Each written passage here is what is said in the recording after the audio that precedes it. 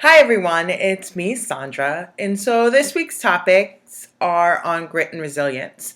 And in terms of my own life and thinking about grit and resilience, I've always thought of myself as someone who, when the chips are falling down or when I fall down, that I get back up. And that's what I've always thought about with grit and being resilient is being able to persevere through the obstacles.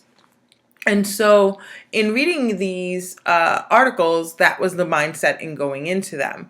However, there is the adage of success, and with that grit and resilience. And Laurie Schreiner's The Thriving Quotient really put me off when she described the two students, Angela and Carla, and just in how they have both succeeded. She talks about Angela having these resources, but not recognizing them for what they are, external influences that assisted Angela in reaching those successes. And when she described Carla and not being integrated into the campus and quote unquote not be in just surviving the institution and not calling what she's doing a success, that is what really put me off.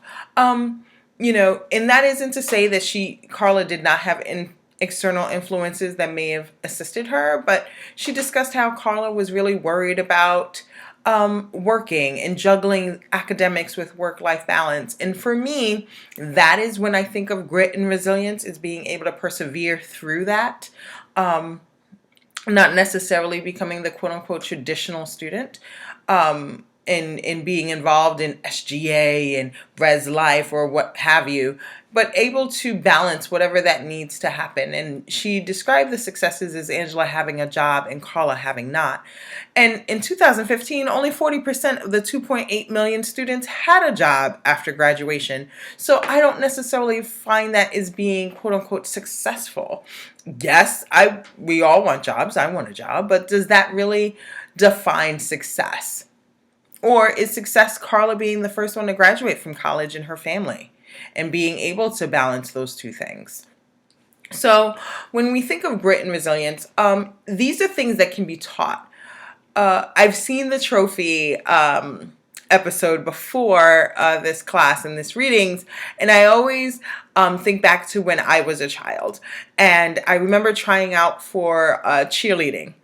And I didn't make it. It was tryouts. And there were more students that tried out than there were spots. And that was okay.